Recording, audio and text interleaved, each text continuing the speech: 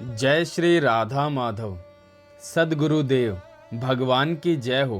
परम श्रद्धेय स्वामी रामसुखदास जी महाराज जी के प्रवचनों से विषय परमात्मा प्राणी मात्र को नित्य प्राप्त है। एक साधक का प्रश्न। कहा जाता है मनुष्य शरीर केवल परमात्मा की प्राप्ति के लिए ही मिला है। यह भी कहा जाता है परमात्मा प्राणी मात्र को नित्य प्राप्त है, कभी अप्राप्त हुआ नहीं, कभी अप्राप्त है नहीं, कभी अप्राप्त होगा नहीं और कभी अप्राप्त हो सकता नहीं। समझ नहीं आता जब परमात्मा प्राणी मात्र को नित्य प्राप्त है, कभी अप्राप्त हुआ नहीं, तब परमात्मा को प्राप्त करने की बात कहने का क्या तात्पर्य है। जो नित्य प्राप्त है उसे प्राप्त करना तो तभी संभव हो सकता है जब वह पहले अप्राप्त हो जाए। कृपया इसे समझाइएगा। स्वामी जी द्वारा समाधान। श्रद्धेय स्वामी जी ने कहा, मनुष्य मात्र परमात्मा प्राप्ति का समान रूप से अधिकारी है, क्योंकि मनुष्य शरीर परमात्मा प्राप्ति के लिए ही मिला है। इसीलिए ब्राह्मण, क्षत्रिय, वैश्य, शूद्र, पारसी, यहूदी, ईसाई, मुसलमान आदि कोई क्यों न हो, मात्र मनुष्य परमात्मा को प्राप्त कर सकते हैं। यह जो आपकी समझ में नहीं आता कि जब परमात्मा प्राणी मात्र को नित्य प्राप्त है, कभी अप्राप्त हुआ नहीं, तब परमात्मा को प्राप्त करने की बात कहने का क्या तात्पर्य है।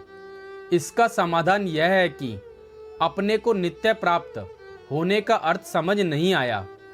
परमात्मा प्राणी मात्र को नित्य प्राप्त है, इसका अर्थ यह है कि परमात्मा सब जगह है, सब समय है, सब प्राणियों में सदा सर्वदा विद्यमान है।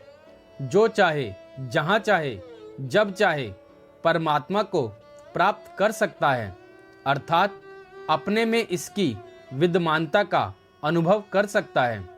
एक बात और अपने को समझ लेनी आवश्यक है, वह यह कि अपनी ओर से ही ऐसी गलती की जाती है जिसका कारण नित्य प्राप्त परमात्मा अपने को नित्य प्राप्त नहीं लगते, अपने अनुभव में भी नहीं आते। वह गलती यह है कि अपने देश, काल, व्यक्ति, वस्तु, परिस्थिति आदि को परमात्मा से अलग सत्ता वाला मान लिया है। यहाँ तक कि स्वयं अपने को भी परमात्मा से भिन्न और अलग मान लिया है और इसीलिए शरीर और संसार के भोगों को महत्ता देते हैं, भोगों की अपने लिए आवश्यकता समझते हैं, धन वस्तु आदि का संग्रह करने में लगे रहते हैं।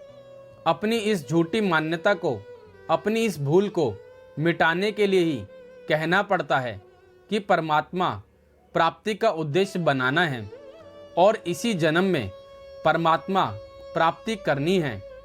आप आज ही परमात्मा प्राप्ति का उद्देश्य बनाकर अपनी भूल मिटाने में जी जान से जुट जाइए, तभी अपना काम बनेगा। जय श्री राधा माधव।